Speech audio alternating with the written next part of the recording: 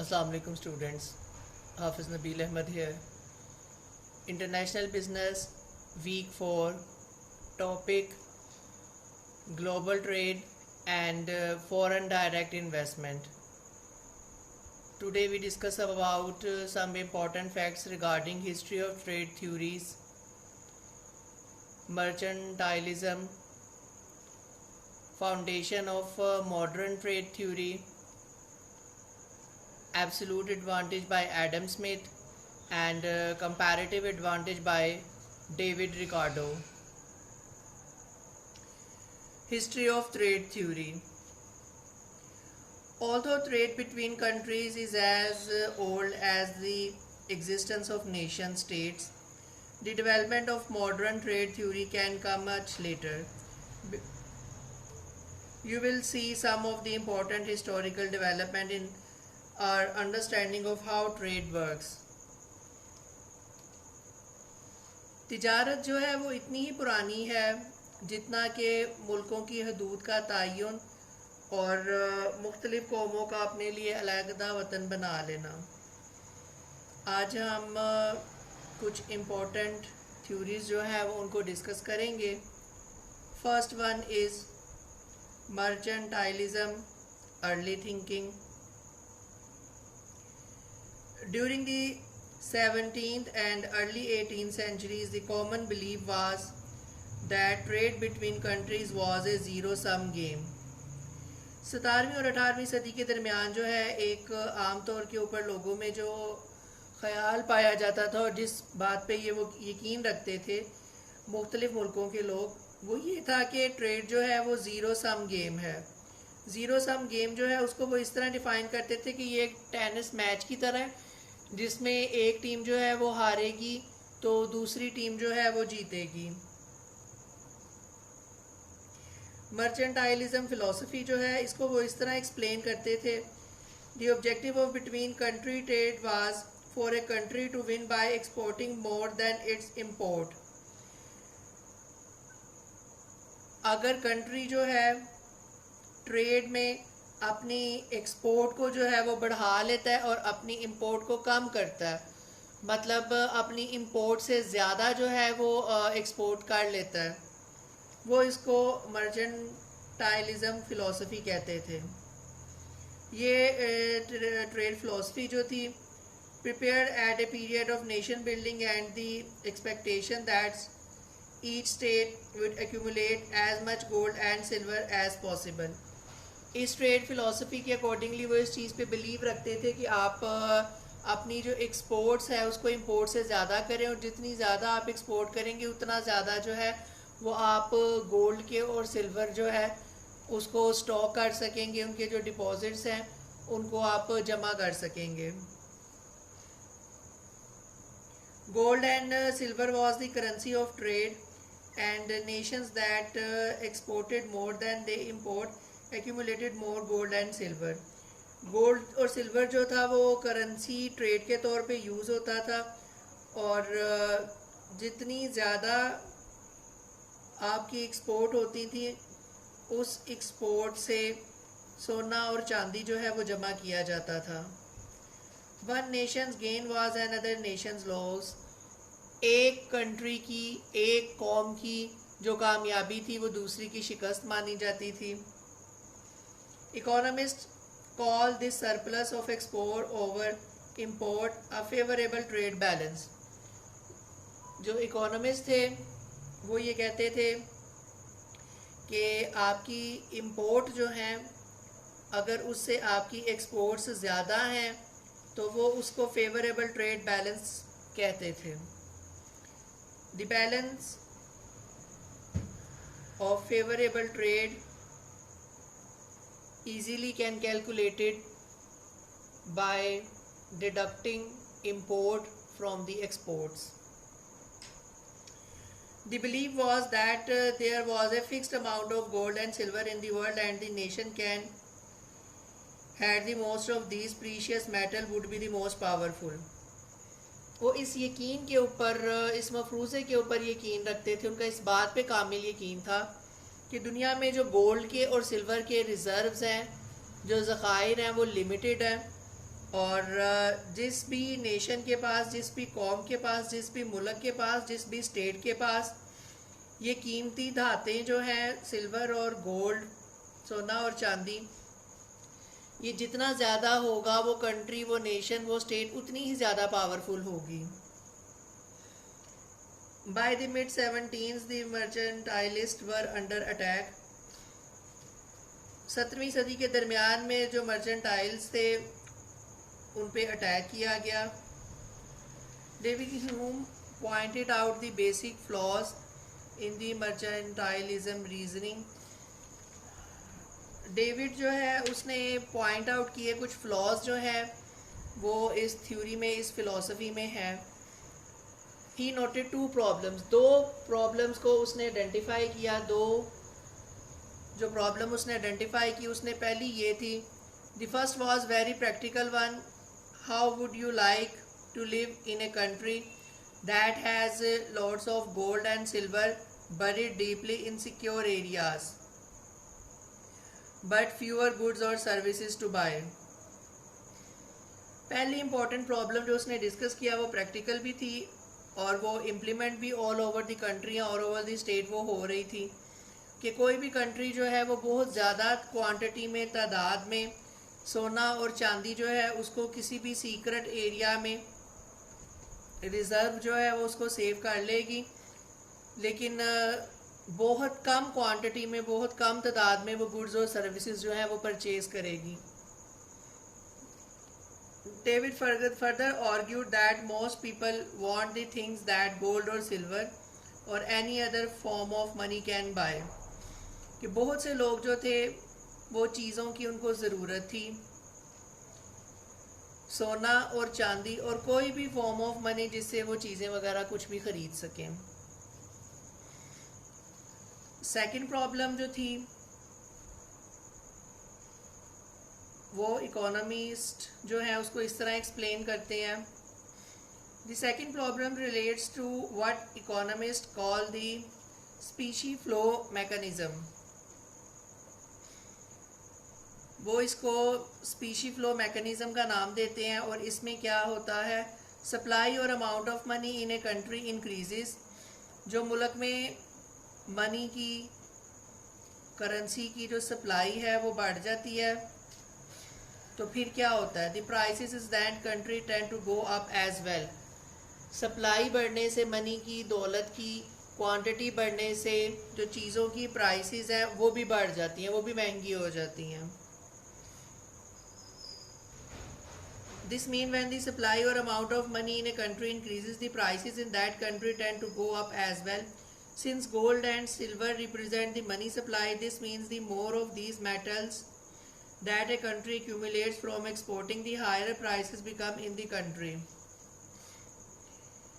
Mean के अगर silver और गोल्ड जो है आप उसको as a money supply, money representation के तौर पे यूज़ कर रहे हैं, करेंसी के तौर पे जो है अगर गोल्ड और सिल्वर यूज़ हो रहा है, तो जब आप चीज़ें एक्सपोर्ट करके सोना और चांदी जमा करेंगे तो आपकी कंट्री के अंदर जितनी भी चीज़ें हैं वो महंगी हो जाएंगी। As people generally get more affluent, they purchase more goods and services, thus the demands for these goods and services go up, so do the prices। लोगों को ज़्यादा जो है वो उनके पास इनकम आ जाएगी, ज़्यादा सोना चांदी आ जाएगा तो वो ज़्यादा चीज़ें और सर्विसेज जो है वो डिमांड करेंगे और उस डिमांड की वजह से, उनकी तलब में इजाफा होने की वजह से, उन सर्विसेज में इंक्रीज़ की वजह से प्राइसेस जो है, उनकी सप्लाई शॉर्ट होने की वजह से, डिमांड इंक्रीज़ की वजह से उनकी प्राइसेस जो है वो बढ़ जाएंगी। But what is the impact on trade, उसका ट्रेड पे क्या इम्पैक्ट पड़ेगा। यहाँ पे उन्होंने फ्रांस और जर्मनी की एग्जांपल दी है कि फ्रांस जो था उसका फेवरेबल ट्रेड बैलेंस था जर्मनी के मुकाबले में। जैसे ही फ्रांस ने सोना और चांदी जमा करना शुरू किया तो उसकी जो मनी सप्लाई थी वो बढ़ गई। जैसे ही मनी सप्लाई बढ़ी वैसे ही उनकी जो प्राइसेस थी वो भी बढ़ गई। तो उसके दो इफ़ेक्ट हुए एक तो ये हुआ कि जो फ्रेंच गुड्स थी वो ज़्यादा एक्सपेंसिव हो गई as compare to the German goods, और दूसरा जो फ्रेंच इम्पोर्ट्स थी जर्मनी में, वो जर्मनी से वो भी कम हो गई, जिसकी वजह से जर्मन गुड्स जो थी वो चीपर हो गई as compare to French goods, और जर्मनी जो था उसकी जो इम्पोर्ट्स थी फ्रांस से वो बढ़ गई। तो इसका रिज़ल्ट ये निकला कि जो ट्रेड सरप्लस था वो डिसअपियर हो गया, और जो मर्चेंटलिस्टिक पॉलिसीज़ थी वो सिर्फ शॉर्ट टर्म कुछ अरसे के लिए जो है वो एडवांटेज प्रोवाइड कर सकी फ्रांस को।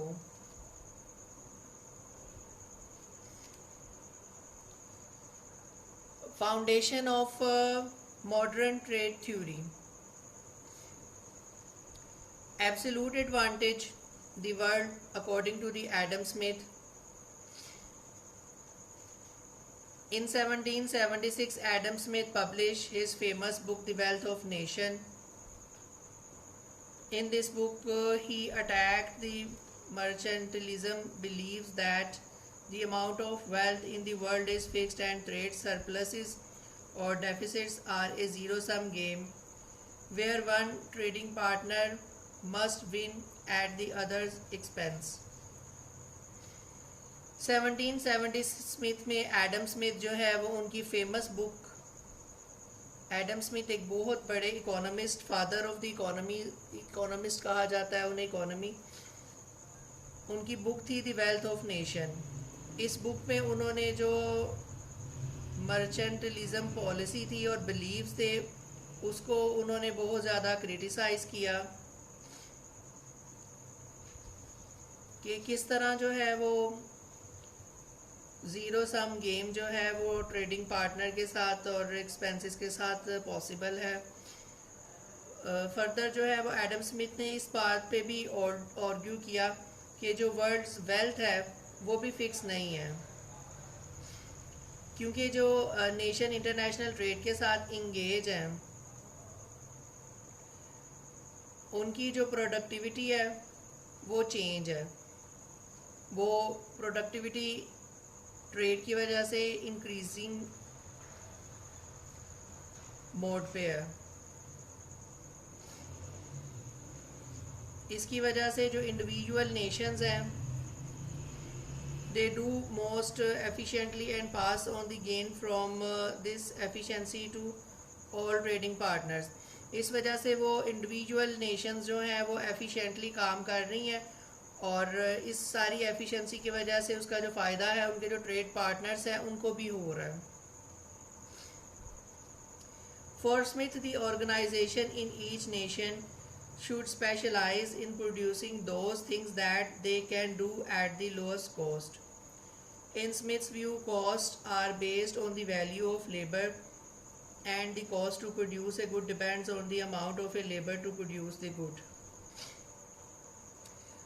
एडम स्मिथ का इस चीज़ पर यकीन था, बिलीव था कि जो ऑर्गेनाइजेशन होती हैं किसी भी नेशन की, वो मुख्तलिफ़ किस्म की जो चीज़ें अगर लोअर प्राइस पे बनाती हैं और वो बना सकती हैं लोअर कॉस्ट पे कोई भी चीज़, किसी भी तरह की वो प्रोडक्शन जो है वो कर सकते हैं लोअर कॉस्ट पे, क्योंकि जो लोअर कॉस्ट है बेसिकली वो डिपेंड करती है लेबर ऑफ वैल्यू पे। तो जैसे ही कोई भी चीज़ बनाने के लिए लेबर आपको चीपर अवेलेबल होगी तो डेफिनेटली उसकी जो कॉस्ट है चीज़ की, प्रोडक्शन आर्टिकल की, वो रिड्यूस हो जाएगी। Country A has an absolute advantage in a production of good when it takes fewer units of labour to produce the good than in country B. A जो है वो absolute advantage जो है वो उसको गेन करती है जब वो प्रोडक्शन करती है, फ्यूअर यूनिट, कुछ ऐसे यूनिट प्रोड्यूस करती है जो सस्ते होते हैं सेम उन्हीं यूनिट से कम लोगों को इस्तेमाल करके। जो कंट्री बी जो है वो ज़्यादा लोगों के साथ उतने ही यूनिट प्रोड्यूस करती है। According to Smith, for the world to benefit from absolute advantages, A country should produce goods for which it has absolute advantage and import those goods in which it has absolute disadvantage. तो Adam Smith ये कहता था कि जिस चीज़ में आपको महारत है, जो चीज़ आप परफेक्टली बना सकते हैं, ऐसी सारे आर्टिकल, ऐसी सारी वैरायटीज़, ऐसी सारी इंडस्ट्रीज़ जिसमें आपको कमांड है, आपके पास चीप और स्किल्ड लेबर अवेलेबल है, कम लोगों के साथ आप ज़्यादा चीज़ें बना सकते हैं, तो आपको वो सारी चीज़ें एक्सपोर्ट करनी चाहिए। और जिन चीज़ों में आपको जो है वो एब्सोल्यूट डिसएडवांटेज है कि ज़्यादा लेबर के साथ आप थोड़ी चीज़ें बना रहे हैं, तो वो चीज़ें जो है वो आपको इंपोर्ट करनी चाहिए।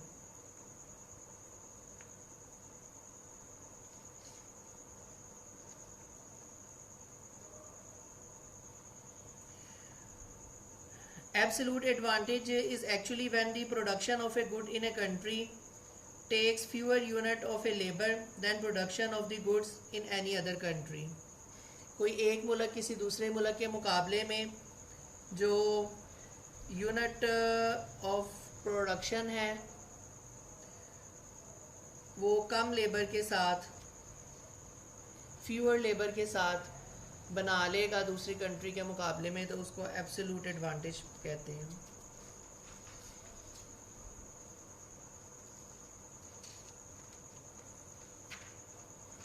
For a personal example, let us imagine that you and one other person are marooned on an island. You do not trust each other very much. So both of you try to survive on your own. This island has fertile soil, so you can grow fruits and vegetables, and it has a good supply of fish, so you can also fish for your food. You come from a family of farmers and have been successful at growing all the fruits and vegetables you need. Unfortunately, you are not very good at fishing, and it takes a lot of time and effort for you to catch any fish. Jane has just the opposite problem. She comes from a fishing family and is very good at fishing, but has trouble getting her fruits and vegetables to grow. What should you do? यहाँ पे एक example उन्होंने coat की है कि आप किसी दो पर्सन हैं, वो एक आइलैंड पे जो है अगर वो स्टक हो गए हैं, किसी भी वजह से वो एक आइलैंड पे फंस गए हैं और वो एक दूसरे पे ट्रस्ट भी नहीं करते, तो उनके पास दो रास्ते हैं। एक तो ये है कि वो वेजिटेबल और फ्रूट जो है वो सॉइल में मतलब वहाँ पे ग्रो कर लें, और सेकेंडली वो मछलियाँ पकड़ लें। तो एक पर्सन जो है उसको फार्मिंग जो है वो आती है और दूसरे को फ़िशिंग जो है वो आती है। एक का जो ताल्लुक़ है वो फार्मर्स की फैमिली से है और एक का जो ताल्लुक़ है वो मछेरों की फैमिली से है। तो अब इसमें सबसे बेहतरीन सलूशन क्या होगा? स्मिथ ये कहता है, you should specialise in what you do best farming, and the other person should specialise in what she does best fishing, and you should trade. जिसको फार्मिंग अच्छी आती है वो अपनी फसलें और फ्रूट वगैरह उगाए, और जिसको फिशिंग आती है वो मछलियाँ जो है वो पकड़े, और देन वो आपस में ट्रेड कर लें। फ़िशिंग वाला जो है वो फ़िशिंग सेल करके उसके अगेंस्ट जो है वो वेजिटेबल्स और फ्रूट्स जो है वो ले ले, और जिसके पास ज़्यादा क्वांटिटी में फ्रूट्स और वेजिटेबल है वो अपनी फ्रूट्स और वेजिटेबल के अगेंस्ट जो है वो फ़िश जो है वो एक्सचेंज कर लें।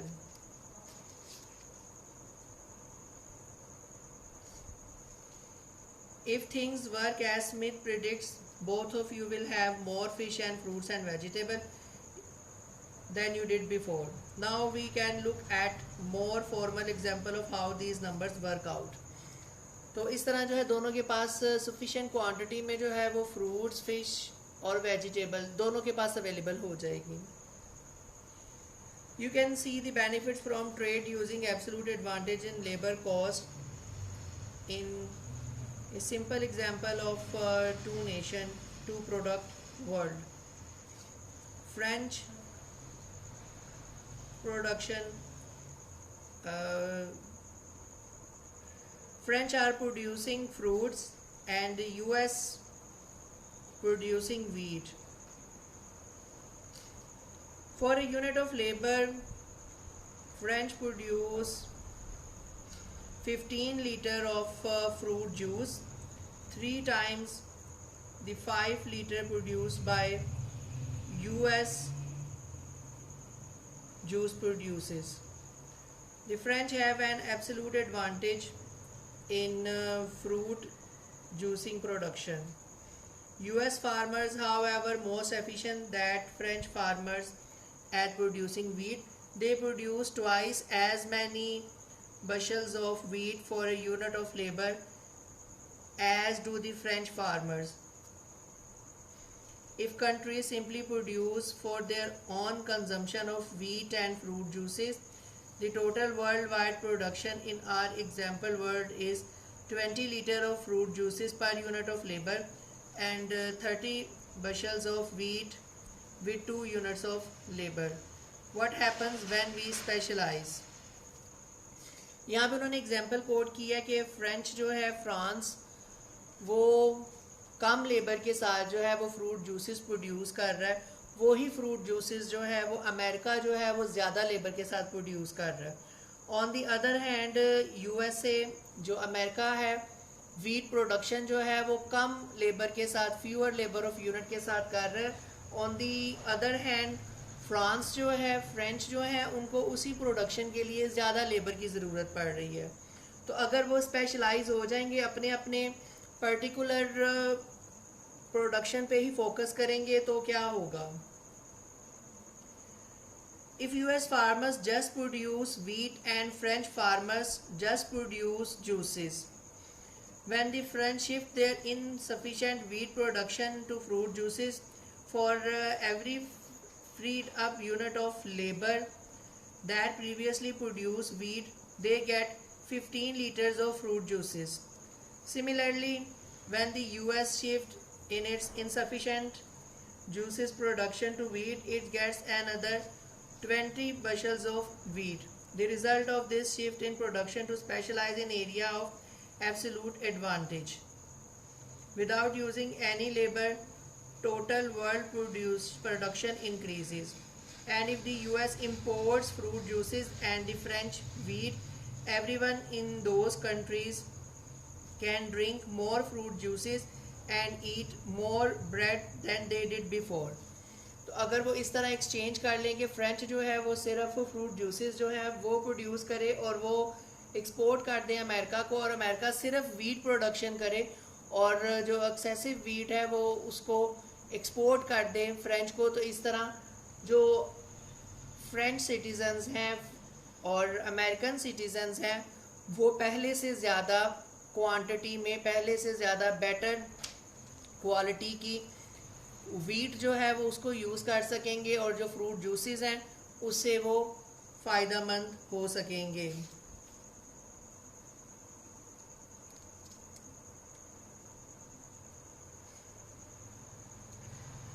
Comparative advantage, the world according to the David Ricardo.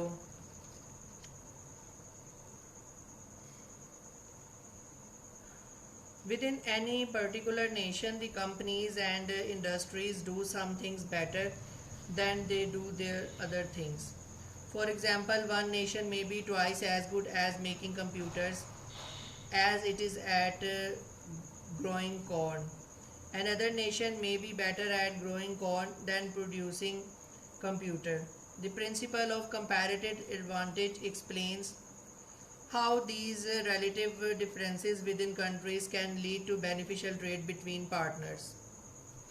So in simple word, comparative advantage means the relative advantage in production efficiency that a nation has internally over another. आसान लफ्ज़ों में किसी भी एक नेशन को या कंट्री को दूसरे नेशन या कंट्री को किसी भी चीज़ की प्रोडक्शन पे जो एडवांटेज होता है इंटरनली ओवर एन अदर, उसको कंपैरेटिव एडवांटेज कहते हैं. फॉर एग्जांपल, मिसाल के तौर के ऊपर एक कंट्री जो है वो कंप्यूटर ज़्यादा अच्छे बना लेता है लेकिन उनकी जो मकई की ग्रोइंग है, मकई की जो प्रोडक्शन है वो उतनी अच्छी नहीं है। तो जो दूसरी कंट्री है वो कंप्यूटर तो अच्छे से नहीं बना सकती, लेकिन उनकी जो कॉर्न प्रोडक्शन है, जो मकई की ग्रोइंग है, वो उससे काफ़ी ज़्यादा बेटर है। तो इस प्रिंसिपल को जो है वो कंपैरेटिव एडवांटेज कहते हैं। Returning to our example of the island, again हम अपनी वो जो पुरानी एग्जाम्पल थी आइलैंड वाली उस पर जाते हैं, जहाँ पे दो लोग जो थे वो एक आइलैंड पे स्टक थे। Imagining that you and Jane both are still fishing and farming to survive. She spends half a day fishing and one day farming, and she gets all the food she needed for a week. Since you do not fish very well, it takes you a whole day to get a week's fish. It takes you a day and a half to get your farming done. Jan is more efficient than you are in both tasks, since she depends less time in both tasks. She has absolute advantage in both tasks. However, because Jan is better at fishing than farming, she spends twice as much of her time farming as she does fishing. Because you are better at farming than fishing, you spend one half as much time fishing as farming. Because both Jan and you are relatively better at one task than another task, there are comparative advantages. Jan's fishing and yours is farming. Does it make sense for you to specialize in what you do best, and for Jane to specialize in what she does best, and trade fish for fruits and vegetables?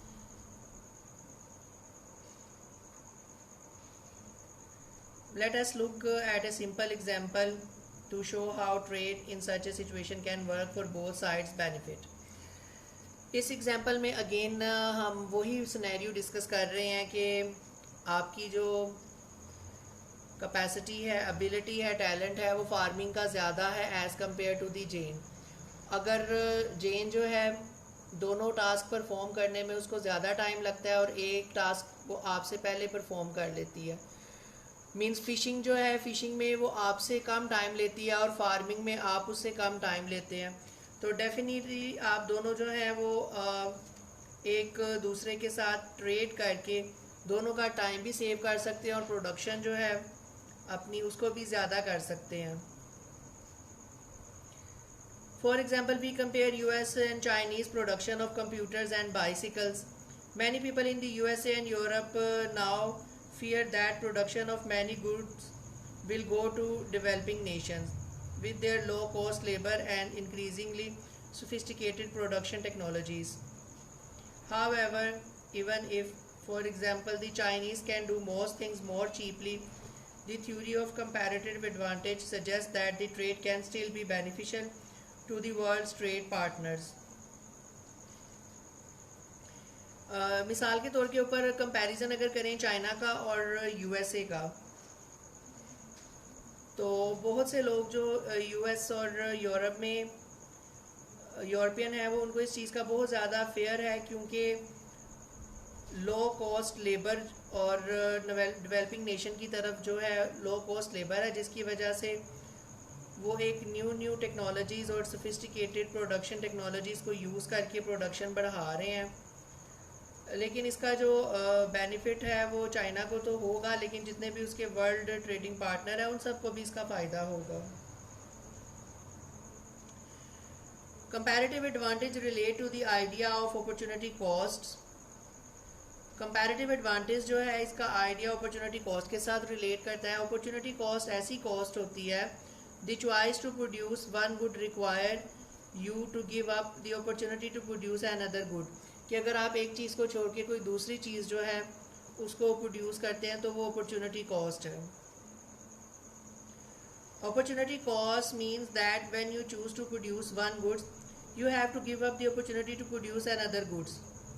Again वो island वाली example लेते हैं कि अगर जेन जो है वो सिर्फ फिशिंग करेगी तो उसको फार्मिंग की जो कॉस्ट है, फार्मिंग करने से उसको जो है वो दस्तबरदार होना पड़ेगा, उसको वो छोड़नी पड़ेगी, वो उसकी अपॉर्चुनिटी कॉस्ट है।